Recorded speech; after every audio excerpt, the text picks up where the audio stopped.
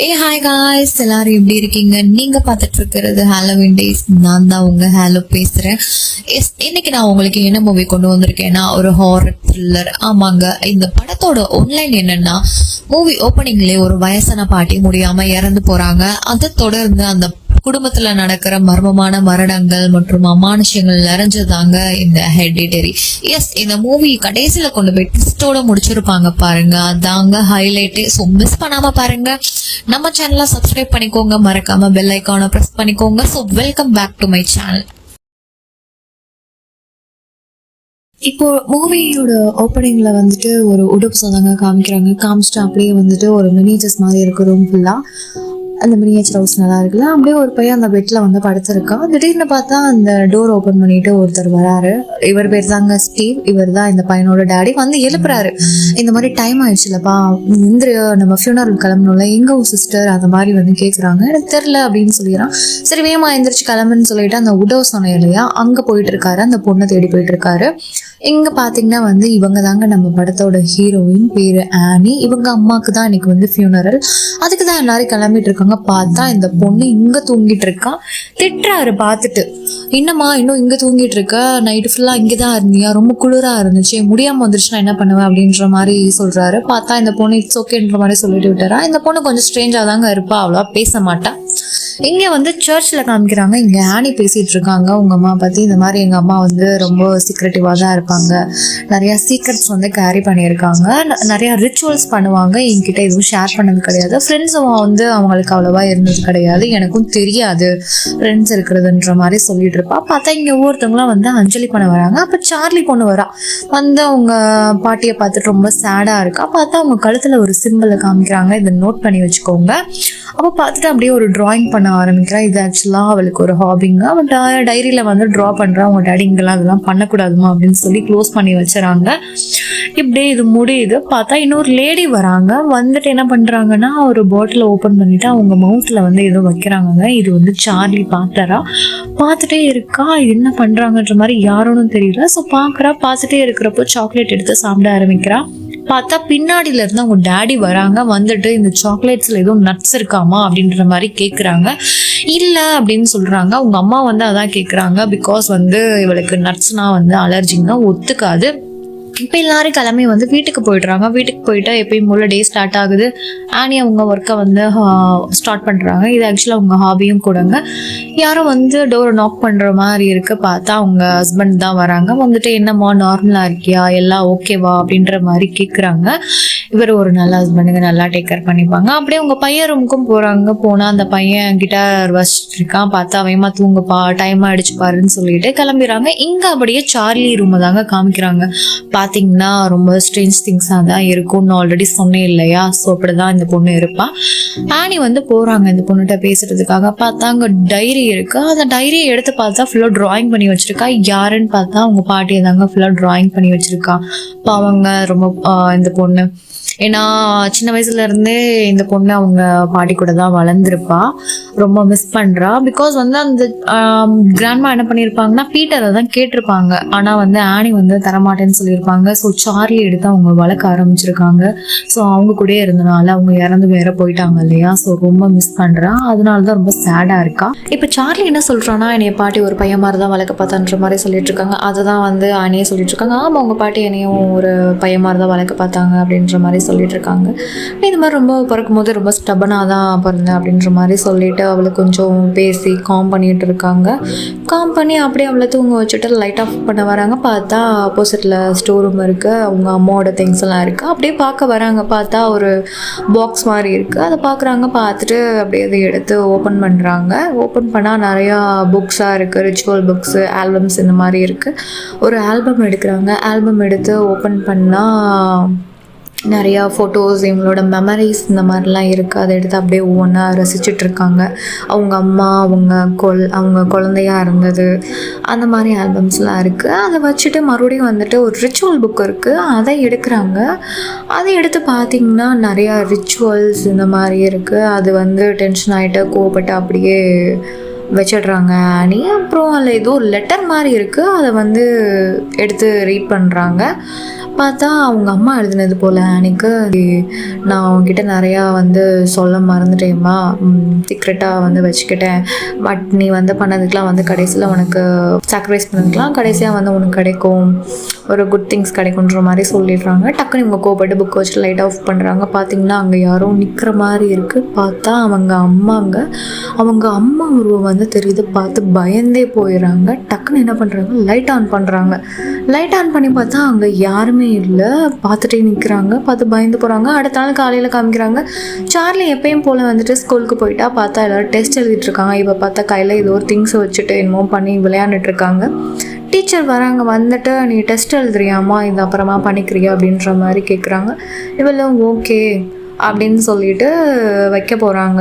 சரி okay test எழுது அப்படின்னு சொல்லிட்டு டீச்சரும் பென்சில் எடுத்து வச்சிடுறாங்க. அப்போ பார்த்தீங்கன்னா ஒரு பேர்டு வந்து பறந்து வருதுங்க. ஒரு புறா வந்து பறந்து வருது. டக்குன்னு பார்த்தீங்கன்னா அந்த கிளாஸில் அடித்து கீழே வந்து செத்து போயிடுது. இதை வந்து இவ பார்க்குறான். பார்த்துட்டு எல்லாரும் பிரேக் போல் வந்து கீழே போயிடுறான்.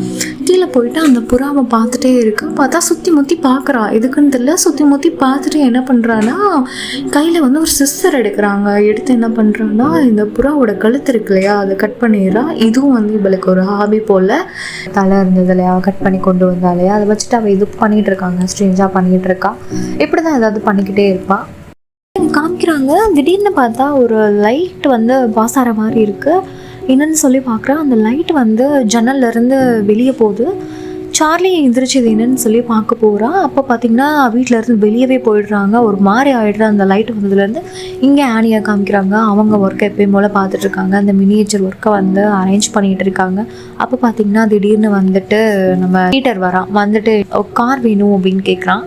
அதுக்கு ஆனி வந்து எதுக்கு அப்படின்ற மாதிரி கேட்குறாங்க. இந்த மாதிரி நாளைக்கு ஒரு பார்ட்டி இருக்குமா, அதுக்கு வந்து எனக்கு கார் தேவைப்படுது, வேணும் அப்படின்றாங்க. அப்போ சொல்கிறாங்க, நீ வந்து சார்லி வந்து கூட்டிகிட்டு போவப்பா, அவள் எப்போயும் பார்த்தா லோன்லியாகவே இருக்கா, ஃப்ரெண்ட்ஸும் கிடையாது அவளுக்கு, அந்த மாதிரி சொல்கிறாங்க. சரி அவன் வந்து நான் கூப்பிட்டு போகிறேன் அப்படின்ற மாதிரி சொல்கிறான். பார்த்தா இவள் வந்து நடந்து போயிட்டுருக்கா. தூரத்தில் பார்த்தா ஒரு வயசான லேடி எரிஞ்சிட்ருக்காங்க. திடீர்னு ஆனி பார்த்துட்டு வந்து கூட்டு வராங்க. ரொம்ப திட்டுறாங்க, நீ எதுக்கு இப்போ வெளியே வந்த, யாரையும் கேட்காம எதுக்கு வெளியே வந்த அப்படின்னு சொல்லி திட்டுறாங்க. எனக்கு இந்த மாதிரி எனக்கு கிராண்ட்மா வேணும் அப்படின்னு சொல்லிட்டு நிற்கிறான். எனக்கு கிராண்ட்மா வேணுமா அப்படின்னு சொல்லிட்டு கேட்குறாங்க. ஒன்றும் இல்லை, நாளைக்கு உங்கள் அண்ணா வந்து ஒரு பார்ட்டிக்கு போகிறானா, நீ வந்து அவன் கூட போயிட்டு வா, கொஞ்சம் வந்து ஃப்ரீயாக இருப்ப, அங்கே நிறையா ஃப்ரெண்ட்ஸ் இருப்பாங்க அப்படின்ற மாதிரி சொல்லிட்டு இருக்காங்க. இங்கே பார்த்தா சரி ஓகே, ஃபஸ்ட்டு வந்து போகமாட்டேன்னு தாங்க சொல்லுவா. அப்புறம் பார்த்தா வந்துட்டு கிளம்பிடுவா. இவனும் சரியான கோவத்தோட கூட்டிகிட்டு போயிட்டு இருக்கான். ஐயோ இந்த வேற வந்துருச்சு அப்படின்னு சொல்லிட்டு பார்த்தா சொல்கிறான், இங்கே பாரு நீ அங்கே போ, கேக் சாப்பிடு, நான் எனக்கு ஒரு முக்கியமான வேலை இருக்குது, நான் வந்துடுறேன் அப்படின்னு சொல்லிட்டு போகிறான். பாவம் அந்த பொண்ணு தனியாக விட்டுட்டு போயிடுறாங்க. பார்த்தா அவள் வந்து கேக் சாப்பிட்லாம் அப்படின்னு சொல்லிட்டு இவ்வளோ நின்றுட்டுருக்கா. இங்கே வந்து கொஞ்சம் கேக் எடுத்து டேஸ்ட் பண்ணி பார்க்குறா. பார்த்தா அவளுக்கு ஒரு மாதிரி ஆகுது. கொஞ்சம் த்ரோட் வந்து ஸ்டக் ஆகிற மாதிரி இருக்குது. என்னென்னு தெரியல, கொஞ்சம் ஒரு மாதிரி பேடாக வந்து ஃபீல் பண்ணுறா. மூஞ்சி பார்த்தாலே தெரியுது. அதுக்கப்புறம் எங்கே காமிக்கிறாங்க, சார்லி வந்து நிற்கிறான். இந்த மாதிரி எனக்கு ஒரு மாதிரி இருக்குது, என்னால் வந்து ப்ரீத் பண்ண முடியலை, எனக்கு வந்து தொண்டை வந்து பெருசாக விடுற மாதிரி இருக்குதுன்னு சொல்கிறான். அப்போ வந்து புரிஞ்சுக்கிறான், சரி ஓகே ஏதோ நட்ஸு சாப்பிட்டா போலன்னு சொல்லிட்டு அங்கே சரியான டென்ஷன் ஆகி தூக்கிட்ட வருவான் பாருங்கள்.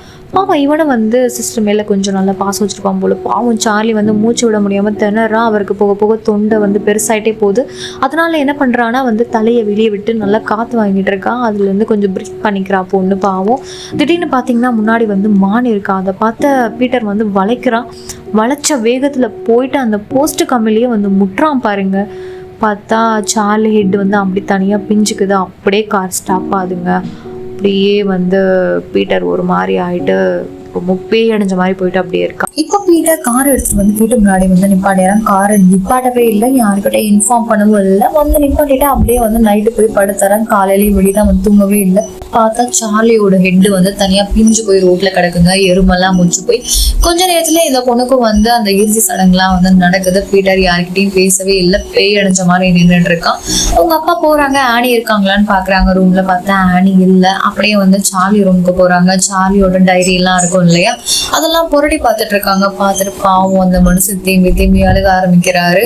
பார்த்தா இங்க ஆனியை காமிக்கிறாங்க. ஆனி வந்து அவங்க ரூம்ல தூங்கல, இங்க சார்லி ரூம்ல தூங்கிட்டு இருக்காங்க. அடுத்த நாள் காலையில பாத்தீங்கன்னா பீட்டரை வந்து ஸ்கூல்ல காமிக்கிறாங்க. பாவம் அந்த காட்சியில இருந்து அவன் வெளியவே வரல. அந்த சார்லியோட இல்யூஷன் தான் இவன் முன்னாடி வந்து வந்து போயிட்டு இருக்கு. அவன் கிளாஸ கூட கவனிக்கவே இல்லை. அந்த தலையில்லாத இல்யூஷன் தாங்க முன்னாடி வந்து வந்து போயிட்டு இருக்கு.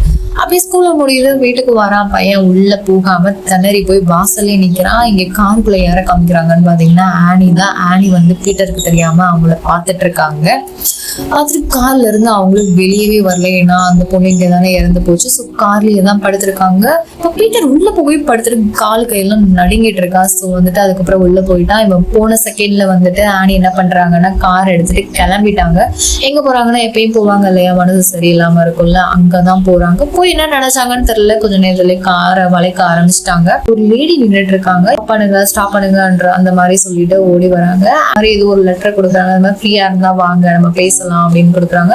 ஆனி சொல்றாங்க இல்ல நான் இப்ப வர முடியாது, இந்த மாதிரி பொண்ணு இப்பதான் இறந்து போனாங்க அப்படின்னு சொல்றாங்க. அவங்க ரொம்ப சாரிங்க, பேரனும் இப்பதான் வந்து தவறினாங்க, நீங்க வேணா வந்து ஒரு நாள் ஃப்ரீயா இருந்தீங்கன்னா வீட்டுக்கு வேணா வாங்க நம்ம பேசலான்ற மாதிரி சொல்றாங்க. இப்ப ஆனி வீட்டுக்கு வந்துடுறாங்க. வீட்டுக்கு வந்துட்டு அன்னைக்கும் ரூம்ல தூங்கல. இவர்கிட்ட சொல்றாங்க நான் வந்து சார்லி ரூம்ல வந்து தூங்க போறேன்னு சொல்லிட்டு இவங்க கிளம்பி போயிடுறாங்க சார்லி ரூமுக்கு. இங்க வந்து பீட்டரை காமிக்கிறாங்க. பீட்டர் வந்து தூங்கவேல முடிச்சுட்டே இருக்கான். திடீர்னு ஒரு சத்தம் பார்த்தா வந்து நம்ம சார்லி விடுவா இல்லையா, ஒரு வினோதமான சத்தம். அந்த சத்தம் தான் வந்து பீட்டர் ரூம்ல கேக்குது. பயந்து போய் பையன் எந்திரிச்சாரான். இங்க அந்த சத்தம் வருதுன்னு பார்த்துட்டே இருக்கான். எங்கேயும் யாருமே இல்ல.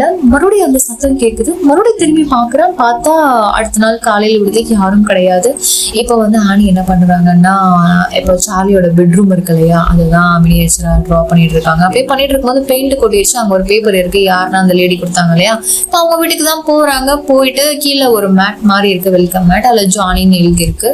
பாக்குறாங்க. பார்த்துட்டு இப்ப அப்படியே இந்த லேடி வந்து ஆனியை வெல்கம் பண்றாங்க. ஆனி உள்ள போறாங்க. சொல்றாங்க இந்த மாதிரி வெளியே வெல்கம் மேட் இருக்கு இல்லையா, அந்த மாதிரிதான் எங்க அம்மா வந்துட்டு பண்ணுவாங்க, கஸ்டமைஸ் பண்ணுவாங்கன்னு சொல்லிட்டு இருக்காங்க. வந்து உட்காந்து கொஞ்ச நேரத்துலயே அழுக ஆரம்பிக்கிறாங்க.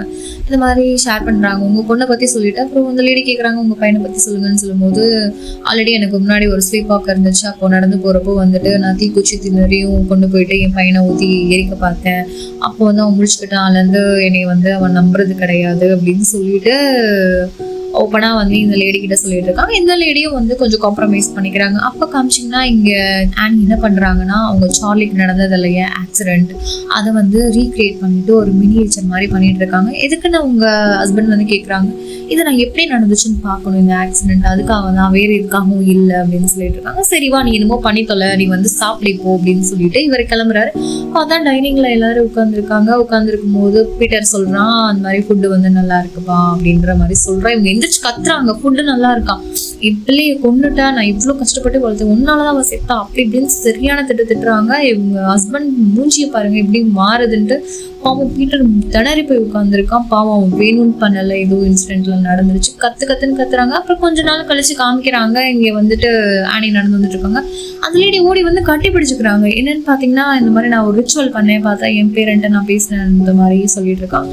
நம்மளும் பண்ணுவோம்னு சொல்லிட்டு வீட்டுக்கும் கூட்டு போயிட்டாங்க. பார்த்தா அந்த ரிச்சுவல் தாங்க உட்காந்து பண்ணிட்டு இருக்காங்க. கிளாஸ்ல உட்காந்து அவங்க பேரன் கூட பேசிட்டு இருக்காங்க. நீ இருந்தா இந்த கிளாஸ் அசைன்றாங்க. அந்த கிளாஸும் அசையுது. இவங்க ஒரு மாதிரி சிரிக்க ஆரம்பிக்கிறாங்க. ஆனி பயந்தே போயிடுறாங்க. பயந்து போயிட்டு கீழே எதுவும் இருக்கா அப்படின்னு சொல்லிட்டு கீழே குனிஞ்சு பாக்குறாங்க. பார்த்தா எதுவும் இல்லை. அப்படியே எந்திரிச்சு பாக்குறாங்க. பார்த்துட்டு கொஞ்ச நேரத்துல இவங்க பேச ஆரம்பிக்கிறாங்க. அந்த பையனும் எதுவும் சைன் எல்லாம் கொடுக்குறான். ஆனி பயந்து போய் பார்த்துட்டே இருக்கும்போது திடீர்னு அவங்க முடியை வந்து இப்படி அசைக்குமா. பார்த்தா பயந்தே போயிடுறாங்க. பயத்தோட உச்சிக்கே போயிடுறாங்க. அழுக ஆரம்பிக்கிறாங்க. ஏன்னா அந்த பையன் ஏதோ எழுதுவான் போல, ஐ லவ் யூ கிராண்டின்ற மாதிரி எழுதுறான். பயந்து போயிடுறாங்க.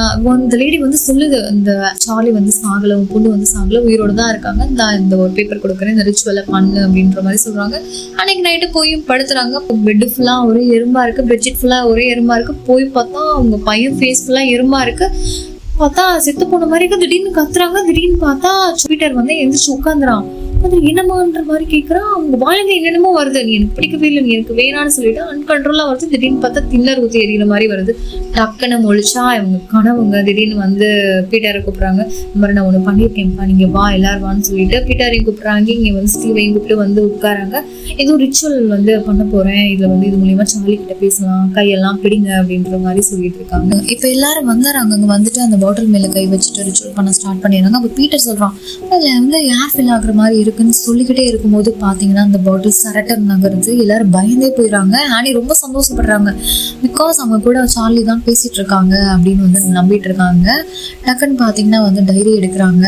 சார்லியோட டைரி எடுத்து இதுல ஏதாவது எழுதுமா அப்படின்ற மாதிரி சொல்லிட்டு இருக்காங்க. எனக்கு தெரியும் இது வந்து சார்லி தான் வரைஞ்சதுனால தான் நான் எழுத சொல்றேன்னு சொல்லிட்டே இருக்கும்போது பின்னாடி கிளாஸ் ஓடிது. இங்க பார்த்தா அந்த மெழுகுவத்தி ஃபயர் ஆகி நிக்குது. டக்குன்னு ஆனி வந்து ஒரு மாதிரி பொசஸ் ஆன மாதிரி ஆகுறாங்க. டக்குன்னு சார்லி வாய்ஸ்ல பேச ஆரம்பிக்கிறாங்க. அம்மா எங்க இருக்கீங்க, எல்லாரும் ஏன் அப்படி கஷ்டப்படுத்துறீங்க அப்படின்னு பேசுறாங்க. இங்க பீட்டர் கத்துறான், அப்பா ஏதாவது ஸ்டாப் பண்ணுங்க அப்படின்னு கத்துறான். டக்குன்னு அவர் பார்த்தா என்ன பண்றாருன்னு பார்த்தா தனியை ஊத்திடுறாரு. அப்புறம் ஆனி என்ன பண்றாங்கன்னா பயந்து போயிட்டு அந்த டைரி எடுத்துட்டு வந்துட்டு எரிக்கிறாங்க. எரிக்கும் போது டைரி எரியல, அது கூட இவங்களும் சேர்ந்து எறிகிறாங்க.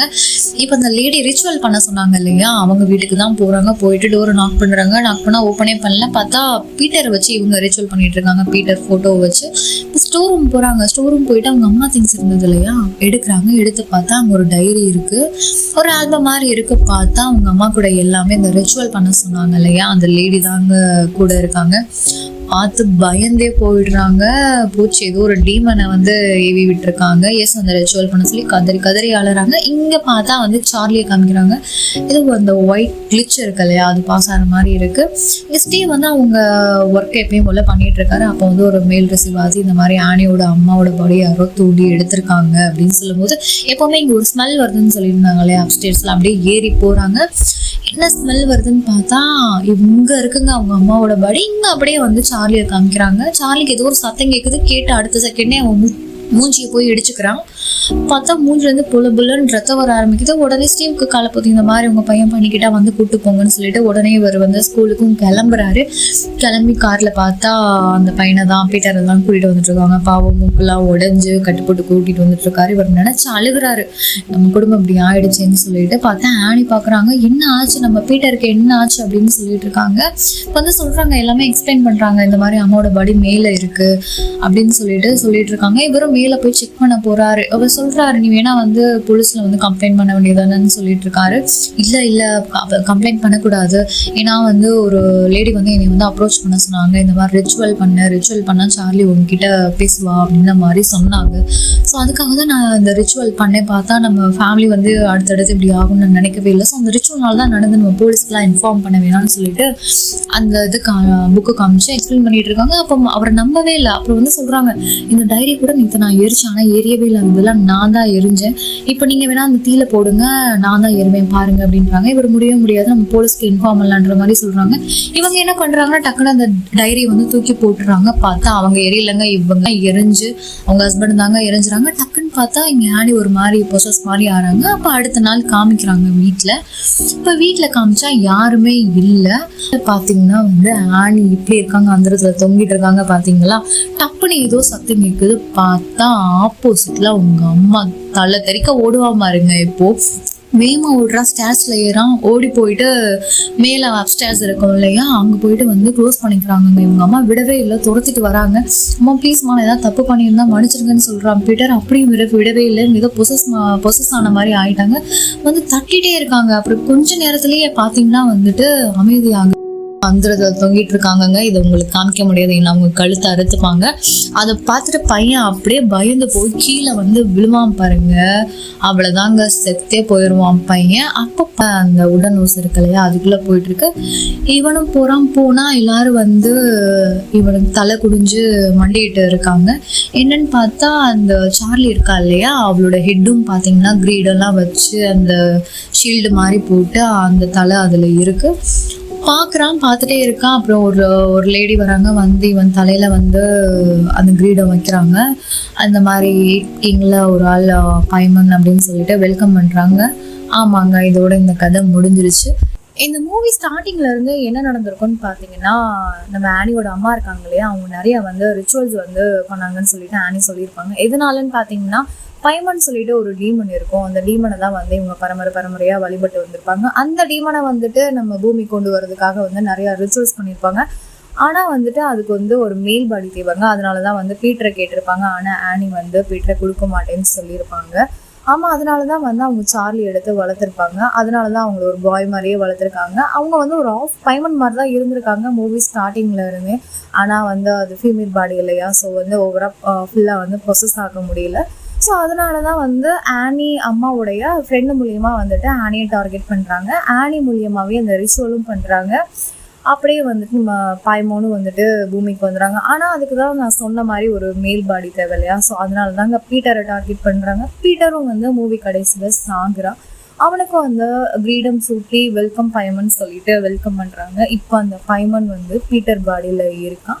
ஸோ இதுதாங்க இந்த மூவி ஹெரிடிட்டரி. எப்படி இருந்தது? நல்லா இருந்ததா? இந்த வீடியோ உங்களுக்கு பிடிச்சிருந்துச்சுன்னா ஷேர் பண்ணுங்க. அப்புறம் நம்ம சேனல்ல போடுற வீடியோ எப்படி இருக்குன்னு கமெண்ட்ல சொல்லுங்க. மறக்காம சப்ஸ்கிரைப் பண்ணுங்க. By guys.